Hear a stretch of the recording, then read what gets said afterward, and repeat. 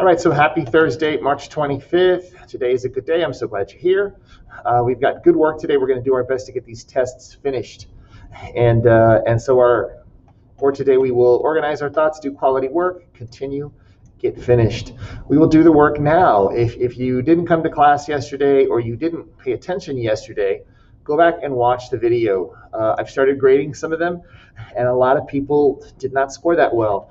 And I think it's kind of like, by question 3, 4, 5, I'm already tired. And people will write like 150 words on 1, 150 words on 2, and then, 101, because I said 100 on 3, 4, and 5. So you want to suffer and write more, definitely on 3 and 5. And if you're not sure how to answer it with those 3 and 4 part questions, go back to yesterday's video and be sure you watch it so you can do well, because that's a big part of the test. And then for our close, we'll be talking about a quote that I'll show us in just a minute. What does that quote mean to you? But first, let's do our positive affirmations so that we can be successful, even if we don't always feel like it. Everybody in the classroom, let me see a thumb up. Let me see your thumb up. Yes. What are you? I am strong, confident, and successful. Yes, we are. And how do you feel about getting work done? I love getting work done. Me too. And how do you feel about schoolwork? The harder I work, the stronger I become. Absolutely. Yes, ma'am. Yes, sir. Okay, so if we go into week 1, the yellow folder.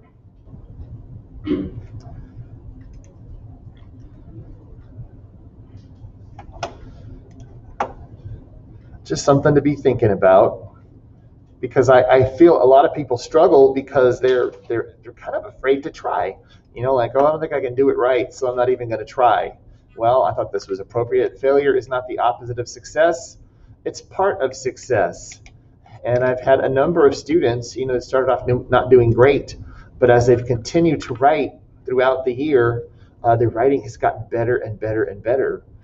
And I want y'all to think about that, because those of us that don't try, we don't grow. So what does that mean to you?